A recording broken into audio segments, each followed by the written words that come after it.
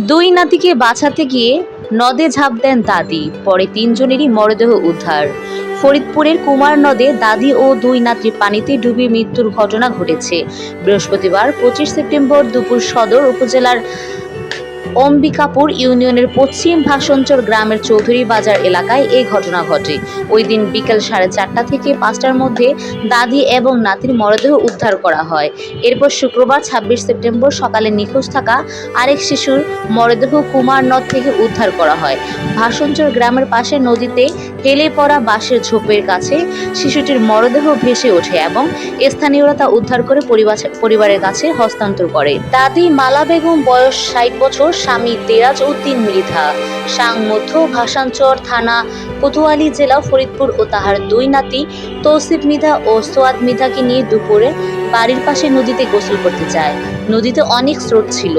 তৌসিফ মৃধা ও সোয়াদ মৃধা সাঁতার না জানার কারণে তারা দুজনেই স্রোতের পানিতে তলিয়ে যায়। ধারণা করা হচ্ছে যে তাদের দাদি মালা বেগম তাদেরকে সাঁতরে উদ্ধার করতে গেলে তিনি নিজেও গায়ের পরনে শাড়ি কাপড়ে প্যাঁচ লেগে সাঁতরাতে না পেরে স্রোতের পানিতে তলিয়ে যায়। বিকাল অনুমান 4টার সময় এলাকার লোকজন আবুল মেম্বার এর বাড়ির পাশে নদীতে লাশ ভাসতে দেখে। তখন এলাকার মানুষ নদীতে নেমে মালা বেগম এবং তার নাতি তৌসিফ মৃধার লাশ দেখে নদীর পানি থেকে তাদের লাশ উপরে উঠায়। সংবাদ পেয়ে কোতোয়ালি থানা পুলিশ ঘটনাস্থলে উপস্থিত হয়ে লাশের সুরতহাল রিপোর্ট প্রস্তুত করে।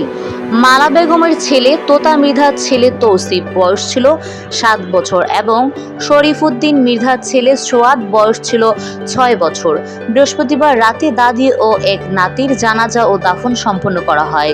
অম্বিকাপুর ইউনিয়ন পরিষদের সাবেক চেয়ারম্যান আবু সাইদ চৌধুরী জানান, বাড়ির পাশে গোসল করতে গিয়ে দুই চাচাতো ভাই পানিতে ডুবে যায়। তাদের উদ্ধার করতে গিয়ে তাদের দাদিও পানিতে ডুবে একই সাথে 3 জন মারা যায়।